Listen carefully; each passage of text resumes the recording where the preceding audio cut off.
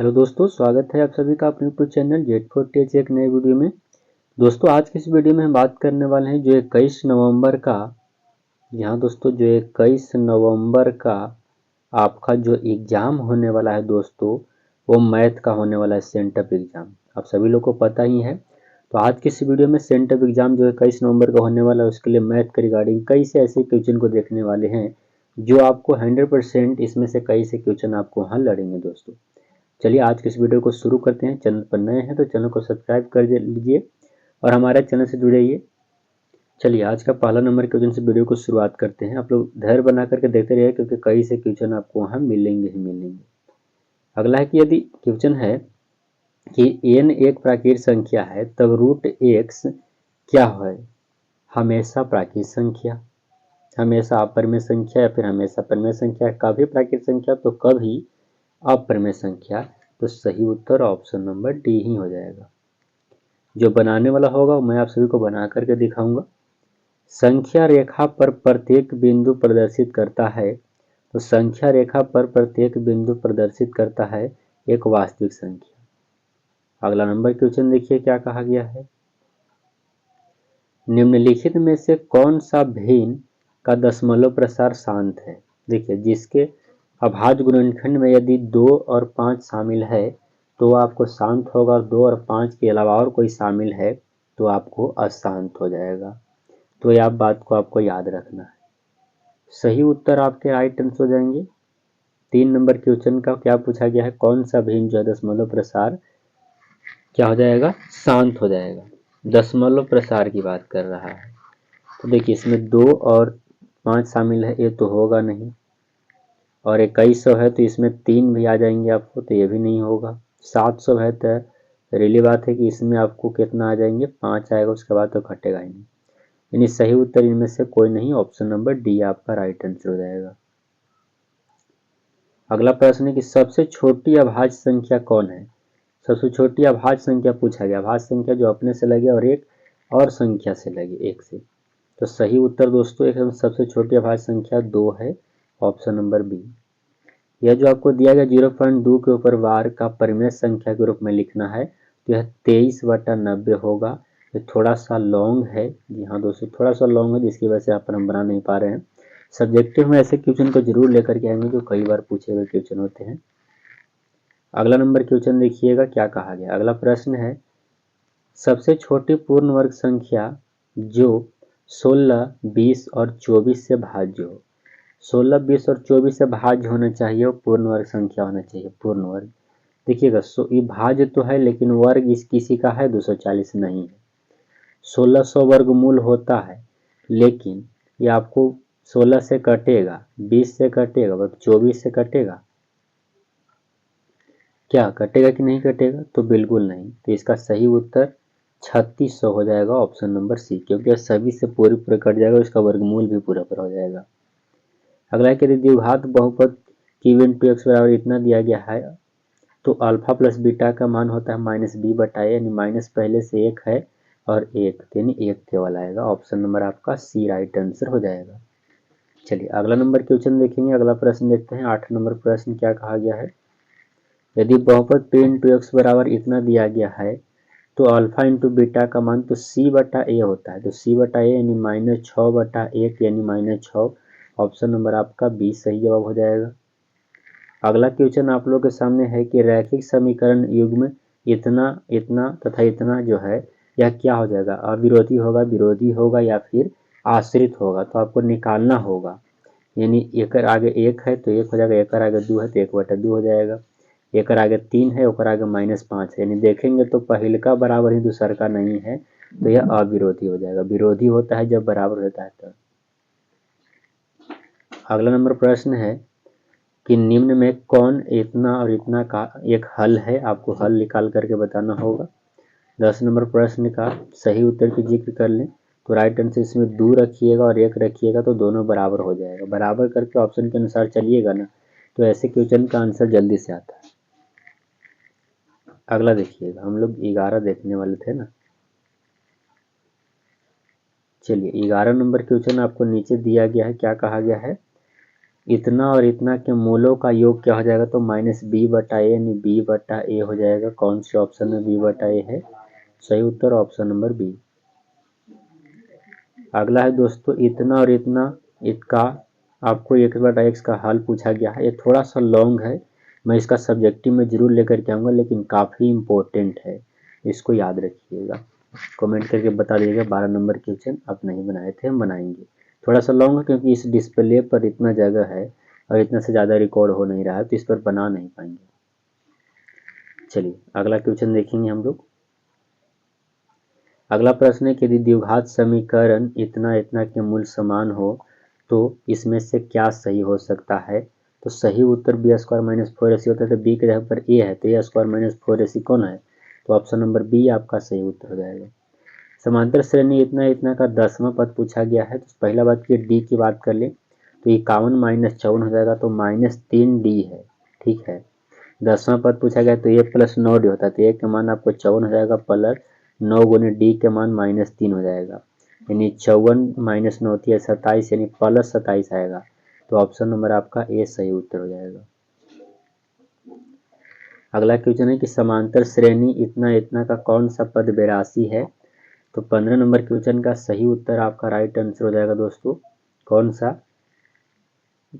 पद 82 है? तो एन आपको निकालना होगा, यानी 82 बराबर आपको क्या करना होगा, ए के जगह पर 2 प्लस n - 1 इंटू डी की जगह पर कितना, 6 में से 2 घटाइए तो 4 हो जाएगा, यानी 82 हो जाएगा और 2 प्लस 4 n - 4 हो जाएगा, यानी 82। अभी देखिएगा यहाँ पर बचेगा कितना, -2 इधर आ जाएगा तो कितना 86 हो जाएगा।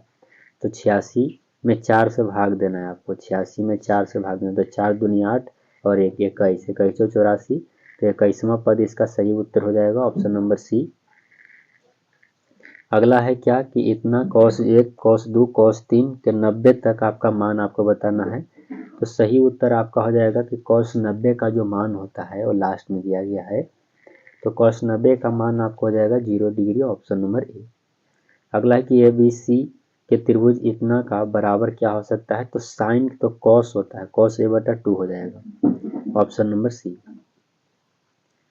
अगला नंबर क्वेश्चन है कि cos 90 - थीटा का सूत्र क्या होता है? तो साइन थीटा होता है। यदि sec a बराबर cosec b तो a + b का मान क्या हो सकता है? तो सही उत्तर 19 नंबर क्वेश्चन का हो जाएगा सी, ऑप्शन 90 डिग्री। अगला है कि यदि किसी त्रिभुज ABC में कोण A कोण B का पूरक हो तो cot C का मान आपसे पूछा गया है। पूरक मतलब 90 डिग्री की बात कर रहा है। तो 20 नंबर क्वेश्चन का सही उत्तर हो जाएगा 0 डिग्री, ऑप्शन नंबर बी। ए में दिया है इतना, बी में इतना, सी में इतना। तो त्रिभुज से बने त्रिभुज का क्षेत्रफल आपको निकालना है। तो त्रिभुज का क्षेत्रफल आप लोग जानते हैं कि सूत्र बढ़का और जो सूत्र क्या होता है वो क्या होता है, वो होता है 1/2 mod x1 into y2 - y3। इस वाले सूत्र पर यदि आप निकालिएगा तो इसका सही उत्तर जो आ जाएगा दोस्तों आ जाएगा 6। अगला नंबर प्रश्न आप लोगों के सामने है, त्रिभुज का क्षेत्रफल जिसका शीर्ष इतना इतना दिया गया है, तो क्षेत्रफल ही निकालना है, जो अभी पीछे बताए उसी तरह का क्वेश्चन है, ये भी है। सही उत्तर 6 आ जाएगा। शायद दोनों क्वेश्चन लगता है कि एक ही है क्या? नहीं, एक ही नहीं। 23 नंबर क्वेश्चन है कि बिंदु इतना इतना का बीच की दूरी निकालना है। तो आपको -2 के होल स्क्वायर प्लस 3 - 3 के होल स्क्वायर हो जाएगा, ओवर रूट हो जाएगा। तो हो जाएगा -4 4 को 16, तो 0 हो गया, तो 16 के रूट यानी कितना 4 आ जाएगा। सही उत्तर ऑप्शन नंबर बी। अगला क्वेश्चन देखिए क्या कहा गया है। चलिए 24 नंबर क्वेश्चन इधर दिया गया अच्छा से। देखिए इस तरह के आपको आकृति दिए गए हैं। BD बराबर CD है, CE बराबर AE है और त्रिभुज कोण BAD बराबर कोण CAD है।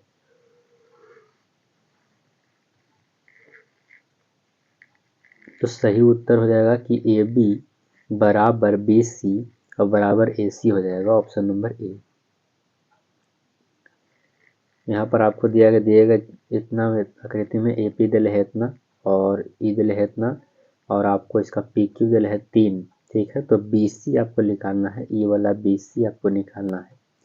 25 नंबर क्वेश्चन का BC तो हो जाएगा कितना 12 हो जाएगा।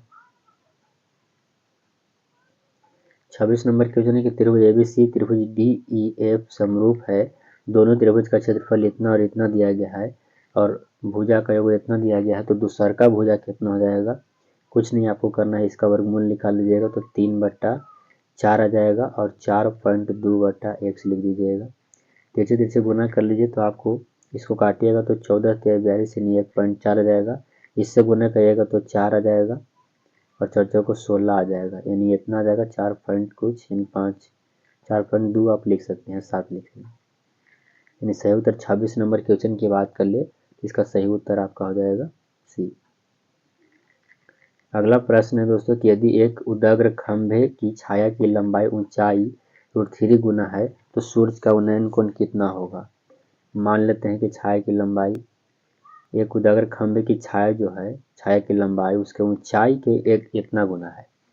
एक देखिए इस तरह से खंभा है, ऊंचाईवा मान लेते हैं, यानी छाया ऊंचाईवा जो है से x है, तो हो जाएगा x √3x हो जाएगा। ठीक है, अगर x/√3x लगाइएगा तो x खत्म, यानी 1/√3 और दोनों में tan का संबंध है तो tan 30 डिग्री हो जाएगा, यानी ऑप्शन नंबर बी।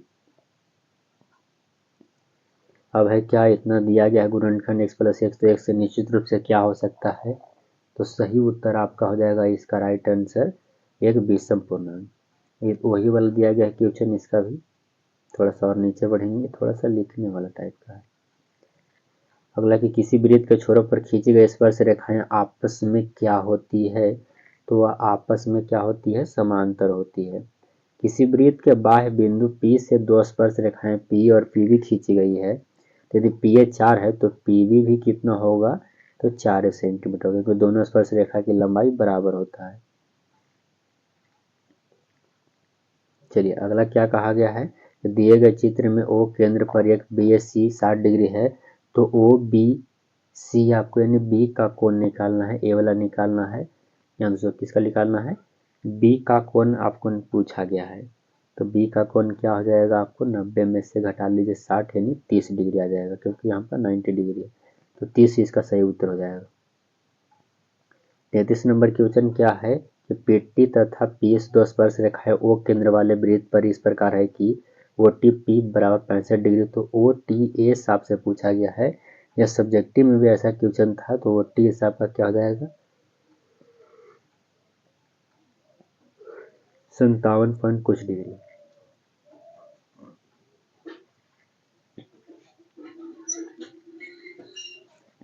अगला है कि किसी वृत्त का क्षेत्रफल इतना वर्ग सेंटीमीटर, तो इसका व्यास कितना होगा, तो πr² बराबर दिया गया है 49 पाई दिया गया, पाई से पाई खत्म, r बराबर तो 49 का वर्गमूल 7 हो जाएगा, व्यास पूछाएगा तो 7 दूनी 14 सेंटीमीटर, ऑप्शन नंबर आपका ए सही उत्तर।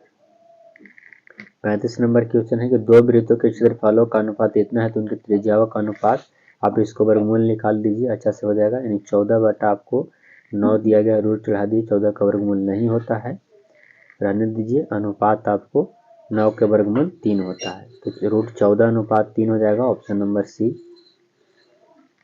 अगला नंबर क्वेश्चन आप लोग सामने कि अर्धवृत्त का कोण होता है, तो अर्धवृत्त का जो एंगल होता है वो होता है समकोण।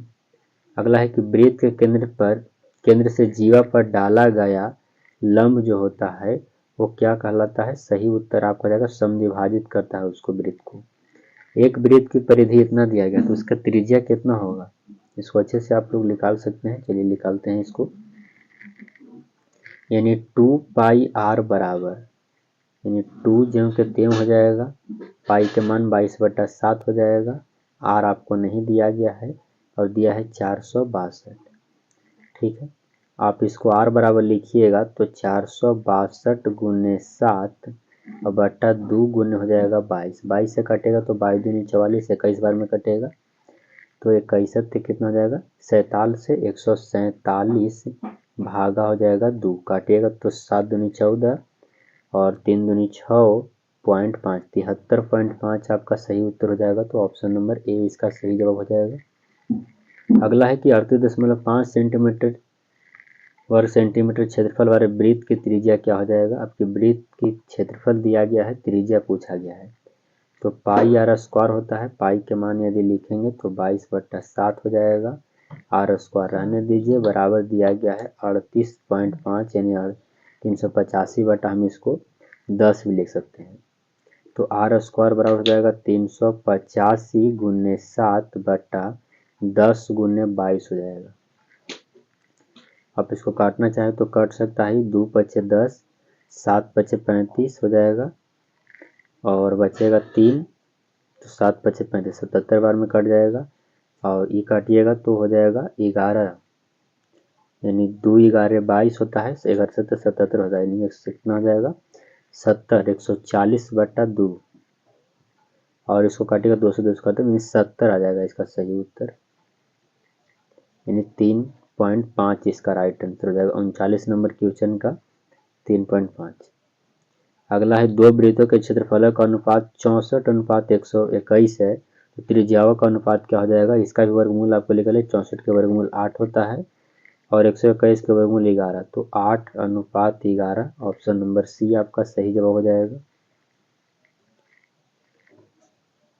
अगला क्या कहा गया है कि दो समांतर रेखाओं के बीच की दूरी 14 सेंटीमीटर है, एक वृत्त दोनों रेखाओं को स्पर्श करती है, तो वृत्त की त्रिज्या 7 सेंटीमीटर होगा, ऑप्शन नंबर आपका सी राइट आंसर।